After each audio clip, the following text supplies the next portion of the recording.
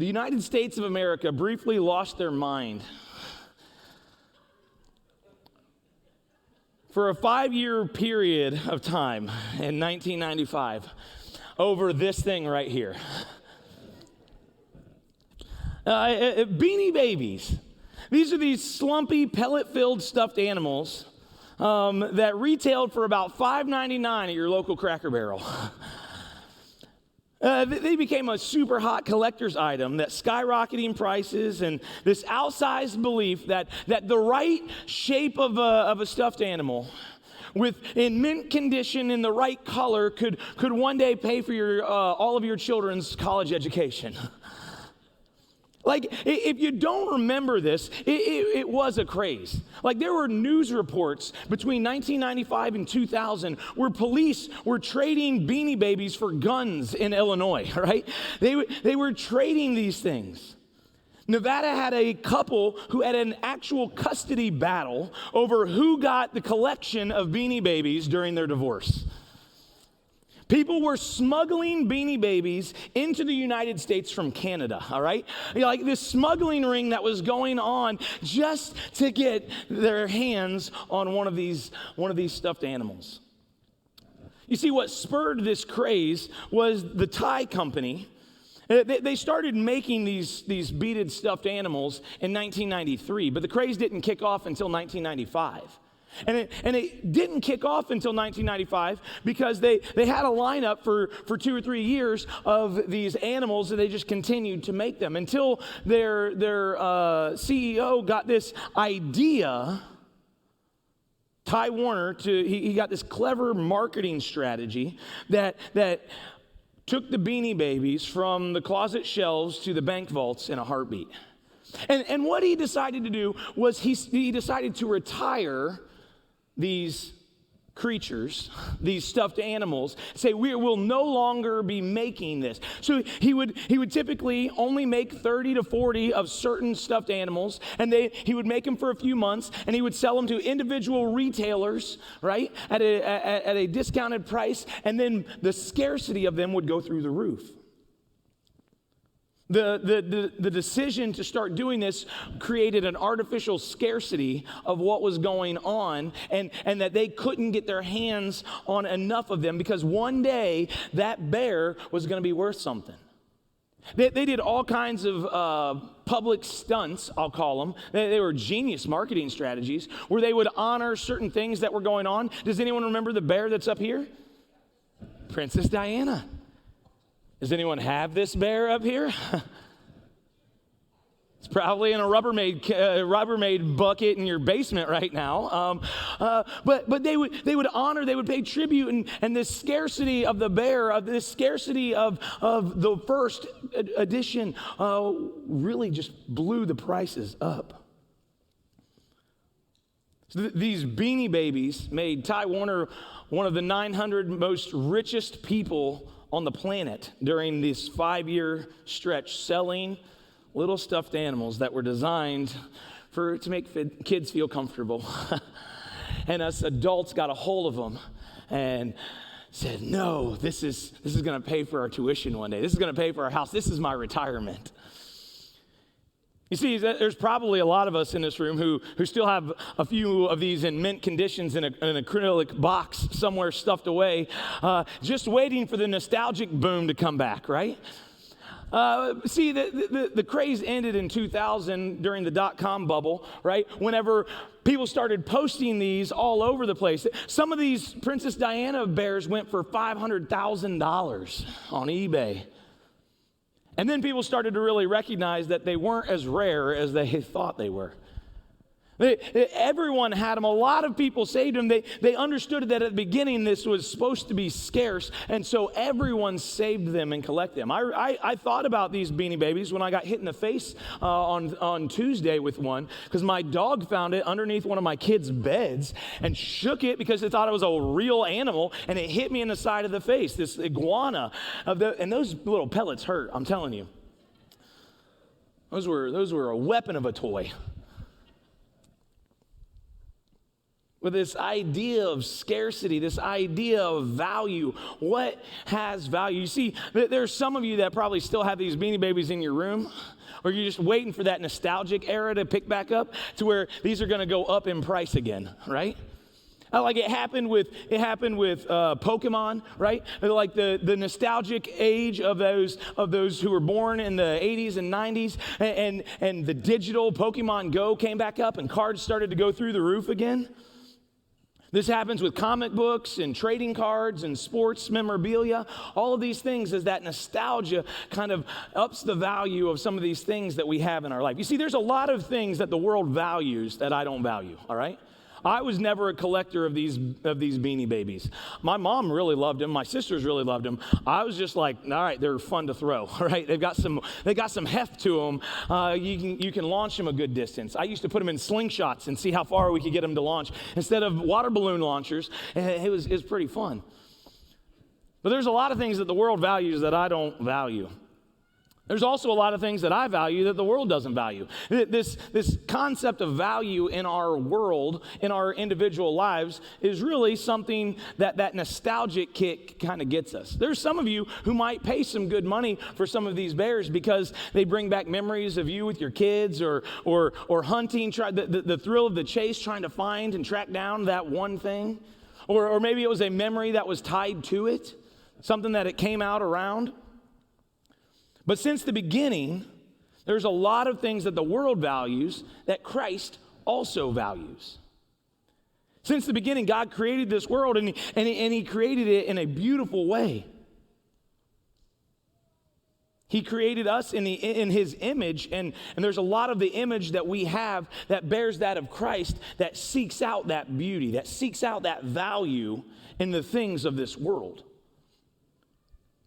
But if there's a lot of things that this world holds that have the value of Jesus Christ, there's also things, because this world has fallen, that don't have that value. There's a lot of things in this world that Christ doesn't value.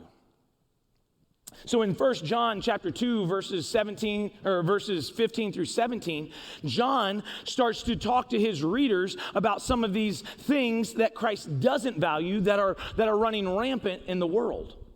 This value that the world has placed something really high value that Christ does not value. And what, as believers, what we should do about that.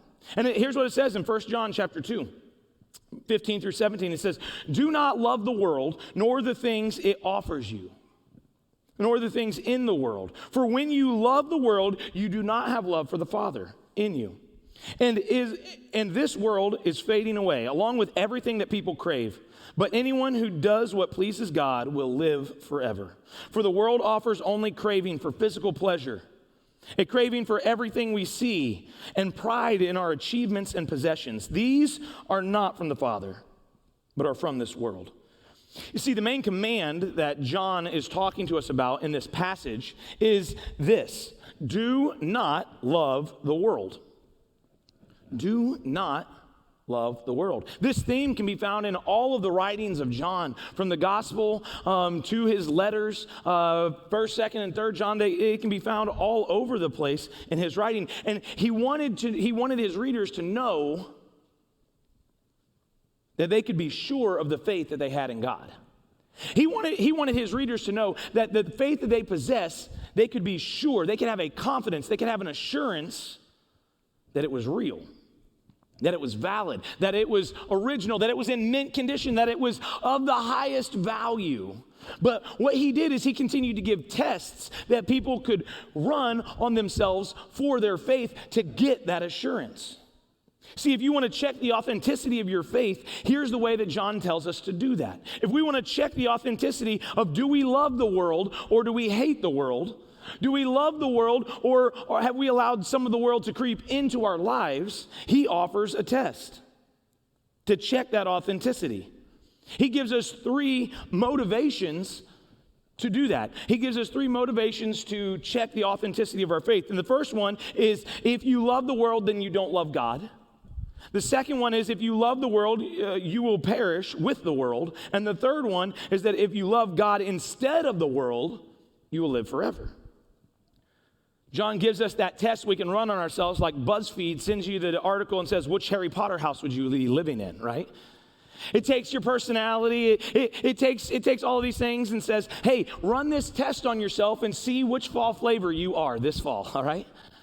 It's an idea that he gives his readers and says, run this test to see how you fare. If you want an authentic relationship with Jesus Christ, you can offer this test to see if you have it. You can have an assurance of what you're doing. See, in verse 15, John paints a picture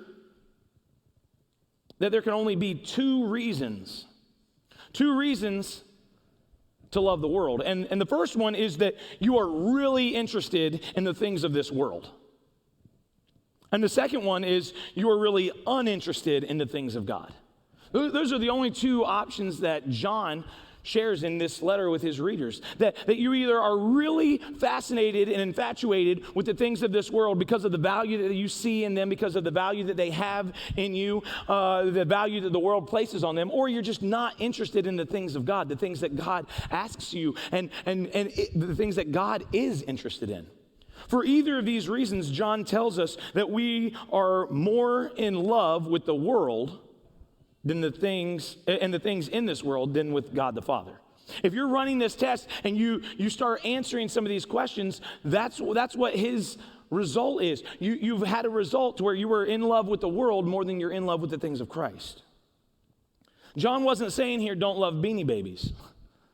John wasn't saying don't love long and burger baskets. John wasn't saying don't love Pokemon cards. John wasn't talking about any of these things of the world that are just benign, that are just normal, that are just out there. That again, because we seek beauty, because we were created in the image of God, these are things that we search for. These are things that we see beauty and craftsmanship and nature and scarcity and all of these things. What he was asking is, do you love them? Are they taking a place in your life? The New Testament has three different ways that it uses the word world. The first one is the planet, this physical globe that we're on. The second one, it refers to humankind, right? The human world, the world that in John 3:16, for God so loved the world. And then the third one is sometimes referred to as human culture influenced by Satan, or our carnal nature. And that's what he's talking about here, this desire that we have to oppose God. In this situation, he's using the world is anything that stands in aggressive opposition to God. What are the things that stand in aggressive opposition to God? So when John says don't love the world or the things of the world, what the world can give you, he's talking about attitude and actions. See, John says two different things in this passage. He says the world, don't fall in love with the world or what the world has to offer you, the things of the world. So it's the world, this carnal nature that is here, which is attitude and actions, or the things of the world which stand in the way of God. And they might be bad things, and they might be neutral things, and they might be beautiful things, but these are things that are standing in the way of God and his love for you and your love for him, that obedience. See, it's a moral and spiritual system that draws people away from God. It's a seductive system that appeals to all people, believers and unbelievers, and calls for our affection, calls for our participation, our loyalty, both inwardly and outwardly. John's comparing the godly to everything else. God, good, world, bad. Because the world gets in the way of our hearts, of our relationship with God. We can easily allow it to get in the way. James says it. John's not the only one who says it. James 1:17 says, every good and perfect gift is from above, coming down from the Father in heavenly lights, who does not change like the shifting shadows. Or the fad of Beanie Babies or jorts or any fad that kind of comes up in your life and just continues to make a reappearance. And this is the thing that's here for a day and then it's gone tomorrow. The good and perfect things, those are the things that come from God. But the world, the values that the world places on things, man, that's like shifting sand. Have you ever found yourself on a different side of your For You page? Whether it's TikTok with new trends or video topics or news feeds that constantly come in your way, where you constantly find yourself scrolling or clicking on the next video, where you constantly find yourself making a new board or a next photo. Those algorithms are designed to keep us looking for something else, to keep us ready for the next thing, to keep us searching for more than what we already have. And while those things aren't inherently bad, because a lot of those things can be beautiful, can be things that God created, and admiring his beauty and admiring relationships and admiring all of these things, they keep us distracted long enough to make that the elevated value in our life.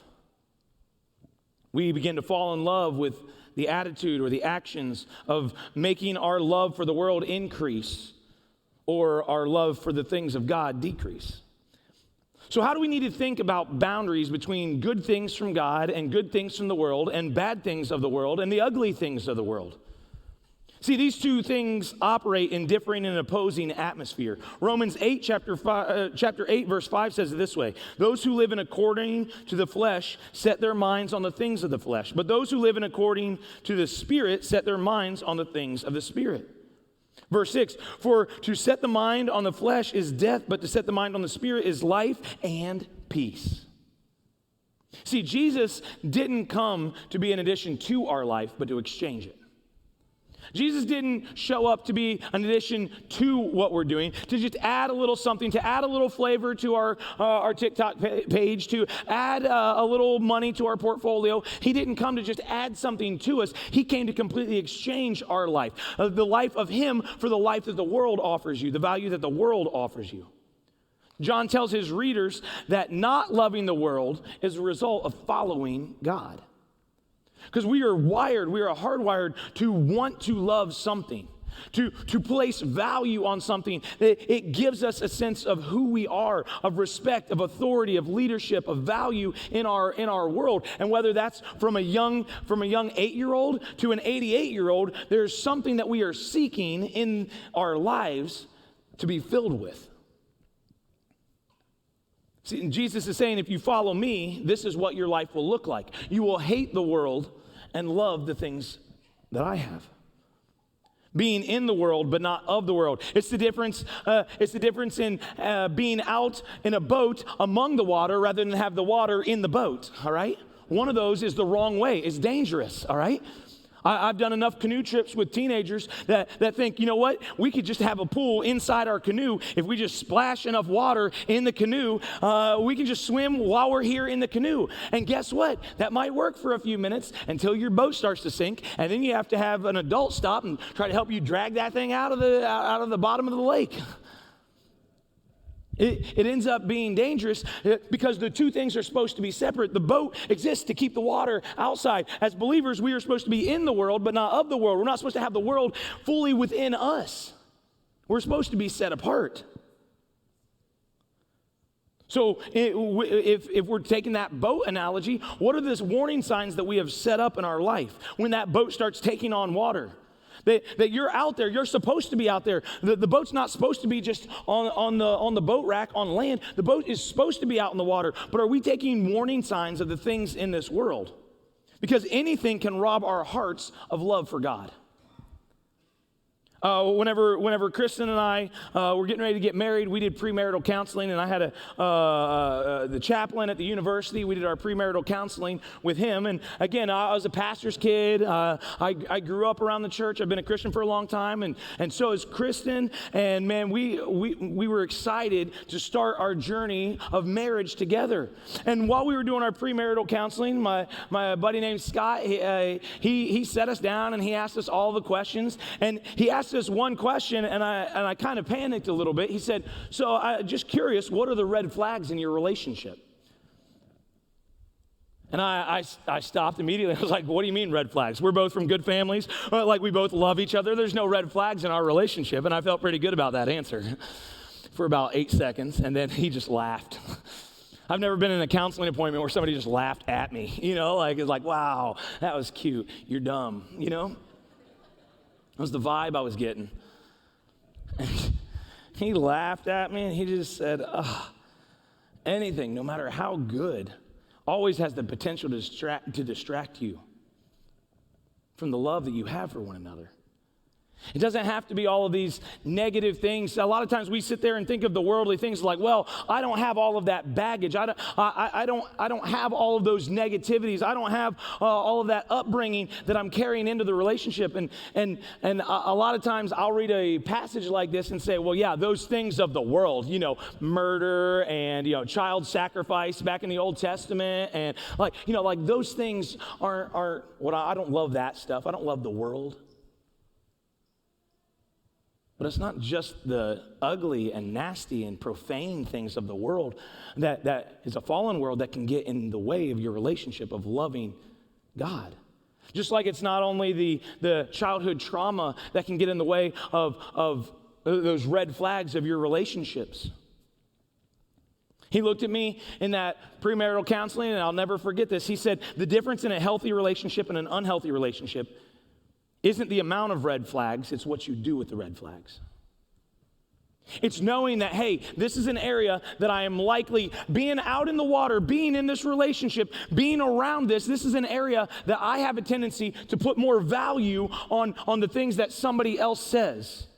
On the fact that my in-laws do or don't agree with me, on the fact that I'm an extrovert and she's an introvert. There are things that are red flags in your life, and the goal of those red flags isn't to completely avoid them. The goal of the things of this world isn't to completely avoid them. The goal is, what are you doing? Are you running a check to see if those things are taking over? Are you starting to love those things more than you're loving the person of Jesus Christ? The goal isn't to ignore them. It's to recognize and place appropriate boundaries around them. What systems and protocols do you have set up for loving nature, for loving community, for being an extrovert, for being an introvert, for loving reading, for relationships, for your coworkers? What are those protocols that you're putting in place whenever you know that you enjoy something? Are you allowing that thing to take over your love for Jesus Christ in your heart? See, the world's the same way, based upon your life and your situation and your personality and your past and your history. What areas are you more vulnerable to the attitudes and actions of the world? It'd be really easy to talk about all the negative things, but forget about family. And forget about placing boundaries around your hobbies or Beanie Babies or sports cards or sports or leadership or confidence, or moxie, or your health and fitness, and your vitality, and your future, and your children. It's not just the negative things of the world, it's the things that replace Christ as your number one. See, all of these things produce a confidence in our life that fill the gap that is missing in our life. This economy of confidence, this assurance of what we seek, that if we do this, if we are outside more, if we spend more time with the things that we love of this world, then we're going to be a better person. The first two, he gives three examples in the book or in the passage that we read. He gives three examples, and the first two are desire for what you don't have, craving for physical pleasure, and a craving for everything that we see. And one of them is physical, the other is intellectual. One of them is something that is tangible, the other is something that we can imagine. What are the things in your life that you don't have that you say, oh man, if I just had this would make my life better. If I just had another zero on the end of the paycheck. If I just had the teacher that I didn't get. If I just had, this would make better. It's something that I don't have that I'm longing for, that I elevate in value. The second one that he talks about is pride in what you do have. He says, and the pride in our achievements and possessions. Well, it's because I'm this kind of a person. It's because I have this job. It's because this is what I've built that I'm going to place that economy of confidence. I'm going to place all of that into this worldview, and it's going to give me value, and it's going to elevate the things of this world over the things of God. And I'm going to love the things of this world, even the good things, even the things that aren't bad, even the things that aren't profane and evil. I'm going to love those things and elevate those above God. Why? Because these things fade away. Just like the Beanie Babies. The value is going to go up and down and up and down. And different things are going to come along. Those of you who have been alive or right around 40 years or more, you've probably seen trends that have come back around. You're like, man, I hope that died a long time. When it died, I threw a celebration, right? You know, like when the flare pants went out, right? You know, I was like, praise the Lord Jesus, right? You know, he is alive, all right? All of these hobbies, all of these emotions, all of these things that kind of come in and out. The world is that shifting sand, and if we place value in the things of the world, those will fade away, and that will eat away at our confidence, and we will start living in the economy of the world. See, the lust of the flesh is the desire to do something apart from the will of God. It includes all corrupt bodily desires and every sinful appetite and activity that appeals to the hearts of a sinful people, of a fallen and broken people. The lust of the eyes, the things that our minds can see, that intellectual side. It pulls us apart from the things that God is wanting us to think on, the things that are good and pure and noble and praiseworthy. Think on these things. It falls under that category. And then the pride of life, the desire to be something apart from the will of God. That the thing that you have built or created is now elevated above the thing that God created you to be. Each of these desires that start with the heart of confidence and assurance of being valued means that you are loving a worldly system or turning your back on a godly relationship. See, the problem with finding confidence in the world is that it is constantly shifting values. What used to be a bear that went for $500,000 on eBay, your dog's chewing up in the corner now because the value that the world has placed on that thing is no longer there. It has changed. You know what the craziest part of that Beanie Baby craze was? Like, these were toys designed for a child to be in a relationship, to comfort a small child, and we turned them into this currency. We have a really good habit on this planet of switching those two things up. You see, we live on a planet that loves things and uses people. And the example that Jesus set for us was he used things to love people. But John's got some good news for you. John's got some good news for us in this passage. You see, for those who love the world, what he's saying is, if you love the world, you might be really good at loving the world. The value that you have at the right time in the right place might go up. But he says the closest you'll ever get to heaven is this world. If you love the things of this world, the closest you'll ever get to heaven is this world. But for those who love God, this world will be the closest you get to hell. And the things that we go through in our life, expanded out for eternity, this will be the worst that it is because we have a kingdom mindset.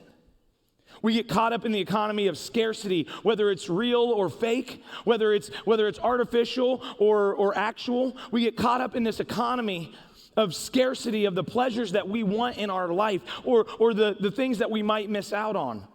That this world and everything in it crave and are fading away. But anyone who does what God pleases will live forever. Anyone who keeps God's heart at the center of their will live forever. See, if we are unable to recognize as believers what we are vulnerable to in the schemes of this world, then we will be ill-equipped to face them. John compares the relationship with a personal God to the assurance of an impersonal and inconsistent shifting system. It's just what we did with the Beanie Babies. We have a habit of taking something personal and making it impersonal. Taking the good things that God has given us in this world and making it not about the Creator, but about the creation. Not about who gave it to us and what it was designed for, but about what I can get out of it. See, a godly heart allows God as the first love in your life. So when John is talking to his audience, those who are reading his book, he's like, listen, don't fall in love with the world. Have God as the first love in your life. Don't let the things of this world, the accolades, the values, the things that the world places as good things, don't let that distract you from the goodness of Jesus Christ in your life. I'm going to have the band go ahead and come up. And I love this idea because so often in my life, I get caught up in the things of this world and don't even recognize it. And don't put systems in place and checks and balances to do this. But John understood that anything in this world can rob someone's heart from the love for God. That when we do not love the world, our confidence in God increases. We can have assurance of your salvation when we love God more than anything else. So John, right before he shares this, right before, starting in verse 12, he writes this, and I'm gonna read it because he starts reminding the people who are reading this. He starts reminding the believers of a few things. He says this, I am writing to you who are children of God. And I can just imagine a coach, an inspirational message right before they read this. It's like you do not have to be trapped by what the world has to offer you, because I am writing to you who are God's children because your sins have been forgiven through Jesus Christ. I am writing to you who are mature in your faith because you know Christ who existed from the beginning. Guys, I'm writing to you because you are young in your faith, because you have won your battles against the evil one. It's an inspirational message. You have done it. God loves you. You have been there. You know who you are, whose you are, and what God has done in you. Guys, this is why we don't have to be slaves to what the world offers. This is why we don't have to put our value in what the world places value in. This is why it doesn't matter what Beanie Babies trend up and down. It doesn't matter what's going on in this world, the shifting sands of this world. Our confidence is found in Jesus Christ, not in the values of this world. So let's make our heart long for the things of God. Let's make our heart long for the things of His Word and not get caught up in all of the things that drag us down.